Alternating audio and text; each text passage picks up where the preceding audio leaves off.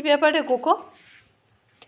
হ্যাঁ, তুই যেখানেতে বসলে পরে মা রেগে যাবে সেখানেতেই তুই বসবি নাকি? হ্যাঁ, এটি কি হয়েছে? এই তোর মনে হয় এই টি টেবিলটা তোর শোয়ার জন্য? হ্যাঁ, এদিকে তাকা, এদিকে তাকা। এত অবাধ্য কোকো। হ্যাঁ, এত অবাধ্য। হুম, এখান থেকে তোর চোখগুলো টুকুর টুকুর করে কিন্তু আমি কিন্তু দেখতে পাচ্ছি। হ্যাঁ,